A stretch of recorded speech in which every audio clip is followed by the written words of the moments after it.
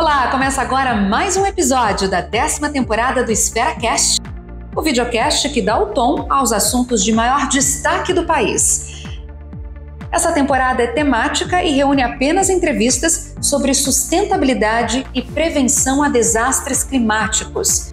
Desta vez, a entrevista é com o vice-presidente da Gerdau, Maurício Metz. A transição energética talvez não está acontecendo na velocidade que a sociedade precisa. O país pode ser uma plataforma para fazer isso mais rápido, mas as empresas vão enxergar os dois riscos, né?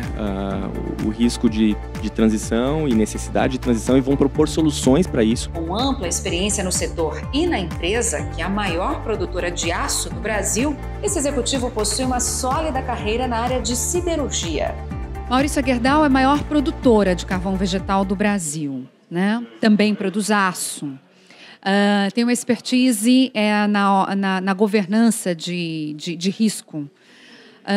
Como é que tudo isso se encaixa? Atividade econômica de ponta, de uma maneira sustentável, e quais são os processos que vocês estão inserindo para redução de impacto ambiental nesse momento? Claro. Bom, tem um aprendizado geral corporativo, né, em termos de resiliência de negócio, né? Esse processo de gestão de riscos e a gente olhar que mudanças estão acontecendo na economia, que mudanças estão acontecendo na sociedade, né? Que mudanças estão acontecendo na natureza dos processos, fez muitas empresas começarem a trabalhar antecipadamente a discutir os riscos, né? E isso tem permitido uma resiliência maior nos negócios, né? Obviamente, independente se é uma indústria extrativa, se é uma indústria de reciclagem, se é uma indústria que tem aspectos logísticos. A gente vê muita meta de produtividade, né? Mas pouco meta de sustentabilidade, de meio ambiente. A gestão de riscos, ela é um dos temas dentro de um grande guarda-chuva de sustentabilidade, né?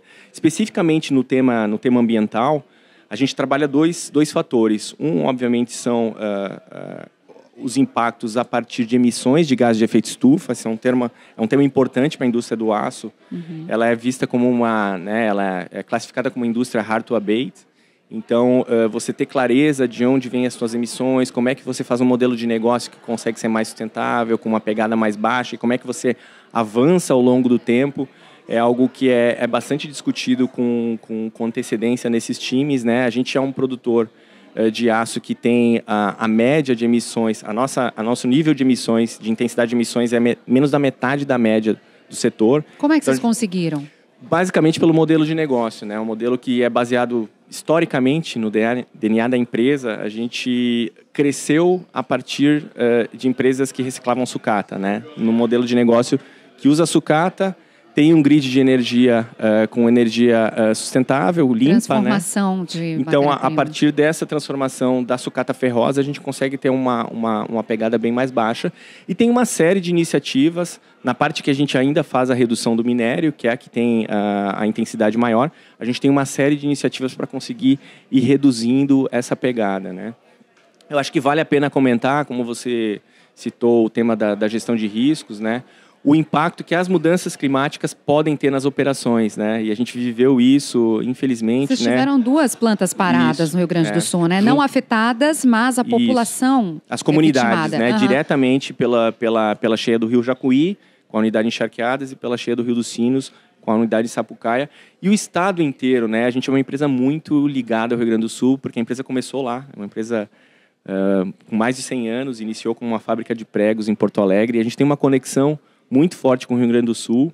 Estou voando para lá no domingo, inclusive, né, para ver como é que estão avançando toda essa rede de apoio que a gente conseguiu criar, porque é um momento muito difícil, né, para toda a sociedade brasileira, e está no meio dessas discussões todas de sustentabilidade, de resiliência, de como é que a gente...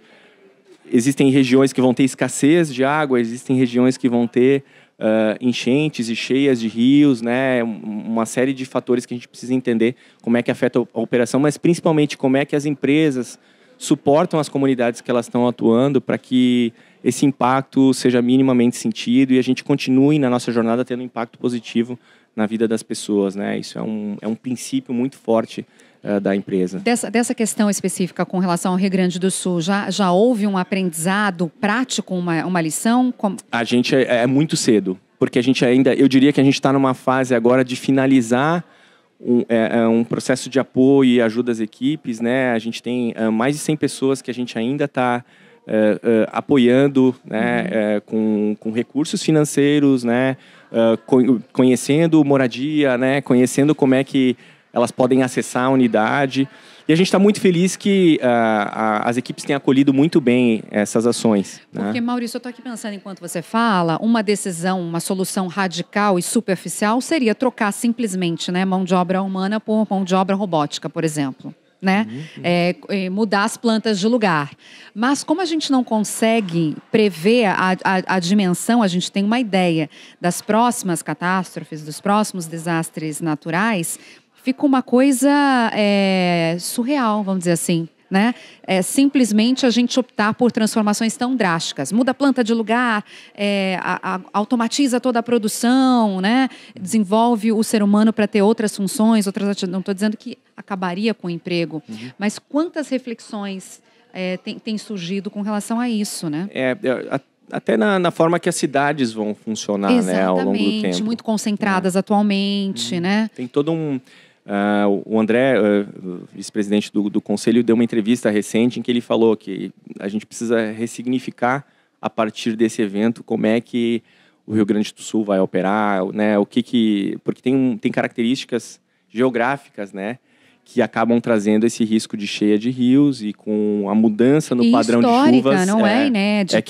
Que acaba vindo piorando uma situação, né, que tinha histórico lá de 1940 e assim por diante. Mas eu acho que discutir e usar suporte técnico, né, até com estudos hidrológicos e estudos climáticos, é algo que talvez se torne comum dentro das empresas. Né? A gente já tem esse tipo de estudo e vai explorar, né, tais chuvas milenares, como é que isso... Sim, eu digo no nível de produtividade, né? Mesmo, num cenário paralelo, a gente tem a telemedicina, né? A teleconsulta, porque é o nível de informação, de armazenamento de dados, a inteligência artificial, né? Uma imagem, uma câmera que olha um paciente, consegue identificar sinais que podem corresponder a sintomas, a cirurgia remota, né? Já existem áreas de conhecimento trabalhando muito para isso, para apoiar a atividade humana com soluções tecnológicas. A gente aprendeu muito bem operar com modelo híbrido para uma série de funções, né? Especialmente na época ainda da pandemia. Mas, obviamente, né, no processo produtivo, tem muitas atividades que dependem da intervenção e vão continuar dependendo, né? A automatização completa das tarefas é algo de longo prazo. O gerenciamento humano também, né, de estimular a educação continuada, né, deixar o trabalhador inspirado a continuar se desenvolvendo, participar de treinamentos, para acompanhar toda essa evolução. Sim, né? Sim. Hoje tem uma geração nova que está digital já, né? E os modelos de aprendizagem, até as novas formas de ter relação de trabalho, eu acho que tem evoluído bem. A empresa é super aberta para isso, né? Eu acho que o mais importante é a gente estar conectado com as mudanças, né?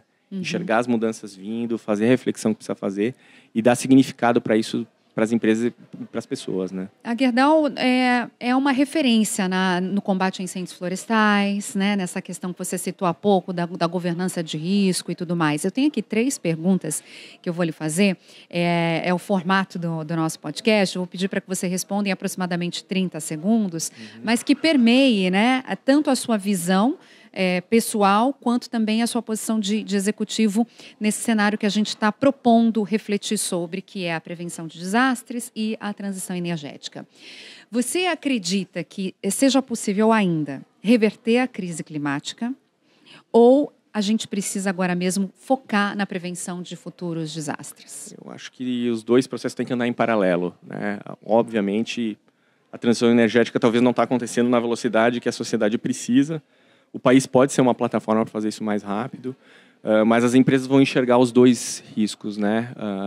O risco de transição e necessidade de transição, e vão propor soluções para isso. O aço é uma solução para a transição energética, com linhas de transmissão, com torres eólicas, com eletrificação de forma geral, mas elas também vão ter que olhar para suas operações e ver qual é o impacto que as mudanças climáticas podem ter na própria operação, em paralelo. E falando em prevenção a futuros desastres, com toda a expertise da Gerdau, qual que seria o caminho? Especificamente para esse fato, é muito cedo ainda, sabe? Padrão, mas com certeza... De um modo geral, quando a gente fala de governança de risco, prevenção de futuro desastre, o que precisa acontecer dentro de uma companhia para que isso seja aplicado? Eu acho que uma discussão preventiva e ampla em todos os níveis é essencial, né? E isso vai demandar investimentos, vai demandar monitoramento, né? Talvez mudança de alguma estrutura para apoiar nisso também. Acho que esse é o que deve vir aí nos próximos capítulos também. Quais setores da economia, ou qual setor, na sua opinião, será o mais prejudicado se a gente não começar a pensar, a tomar atitudes e a planejar um mundo agora, conforme as mudanças climáticas já estabelecidas, que a gente já conhece, que já são de fato? Com certeza, os países em desenvolvimento que acabam... Eu não sei se é difícil falar um setor específico. Eu acho que tem uma discussão grande sobre as economias que ainda precisam se desenvolver, porque elas emitiram, historicamente, muito menos e elas precisam de muito mais recursos, né? Condições de moradia, condições de transporte, condições de mobilidade, saúde, acesso ao saneamento. Então, possivelmente, acho que esses setores da sociedade nos países em desenvolvimento é que podem ser ainda mais afetados pelas mudanças. E o que vale mais, investir em transição energética ou investir na prevenção de desastres? Se a gente tivesse que escolher para onde vai o investimento, quais decisões seriam prioritárias? É difícil essa resposta, porque tem o tema de curtíssimo prazo, né? E aquilo que, se não acontecer, vai piorar ainda algo que já é presente, né? É muito difícil essa resposta. Tá certo. Muito obrigada, Maurício. Obrigado. Obrigada por acompanhar mais um episódio do EsferaCast. Lembre-se de nos seguir aqui na plataforma e também nos outros canais da Esfera Brasil para conhecer o nosso conteúdo diariamente. Os links estão aqui na descrição. Até a próxima!